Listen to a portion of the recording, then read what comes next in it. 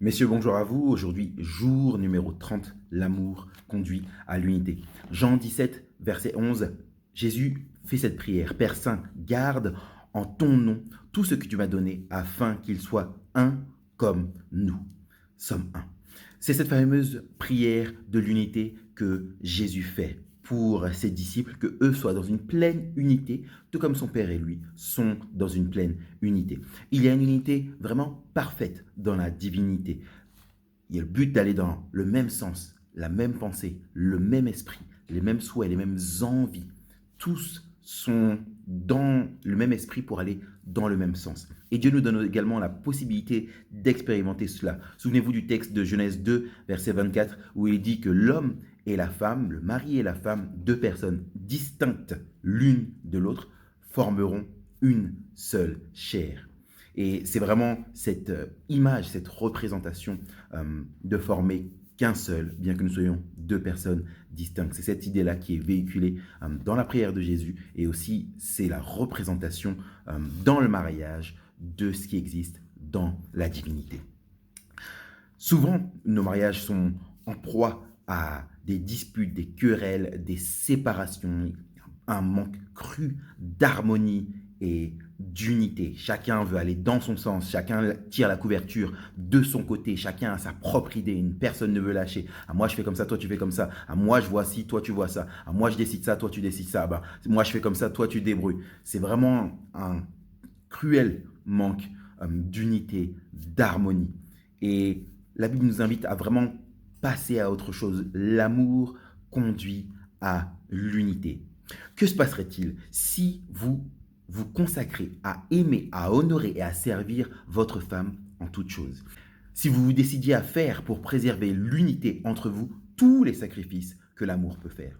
Qu'est-ce qui changerait dans votre foyer si vous choisissiez cette approche quotidiennement? Si vous aviez comme mission de faire tout votre possible pour promouvoir l'unité entre vous et votre épouse? Si vous traitiez tout ce qui pourrait être une menace à cette unité comme un poison, un cancer ou un ennemi qu'on devrait éliminer avec l'amour, l'humilité et le renoncement à soi? Qu'adviendrait-il dans votre mariage si vous refusiez de voir l'unité s'effilocher?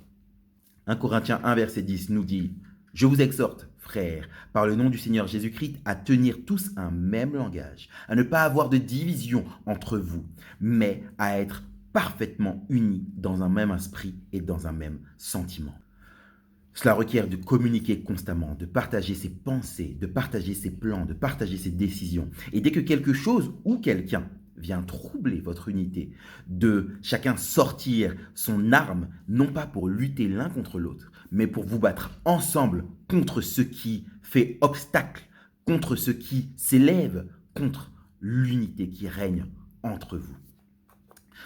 Le challenge d'aujourd'hui, c'est celui-ci. Repérez un domaine de division dans votre mariage. Priez à ce sujet. Demandez à Dieu de vous montrer si quelque chose dans votre cœur menace l'unité dans votre couple.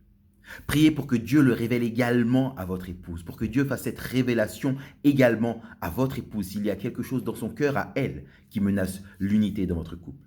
Et si c'est approprié, discutez ensemble ouvertement de ce sujet, toujours en recherchant l'aide de Dieu pour parvenir à l'unité.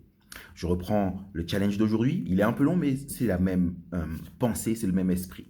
Repérez un domaine de division dans votre mariage. Priez à ce sujet.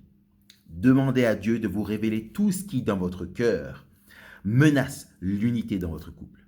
Priez également pour que Dieu révèle la même chose à votre épouse. Et si c'est approprié, parlez du sujet avec elle ouvertement, toujours en recherchant l'aide de Dieu pour parvenir à l'unité. Le rapport, c'est celui-ci. Est-ce que Dieu vous a ouvert les yeux sur quelque chose qui, dans votre cœur, alimente la division? Est-ce que Dieu vous a ouvert les yeux s'il y a quelque chose dans votre cœur qui alimente la division? Comment avez-vous cherché à répondre à cela et qu'espérez-vous que Dieu fasse pour votre épouse également? Je finis par ce petit texte qu'on trouve dans Deutéronome 6, verset 4, qui nous dit « L'Éternel, notre Dieu, est le seul et un seul éternel. L'Éternel, notre Dieu, est un. » Dieu nous invite également à vivre cette unité dans notre couple. Bon courage à vous. Il nous reste 10 jours. Tenez bon et à demain si Dieu veut.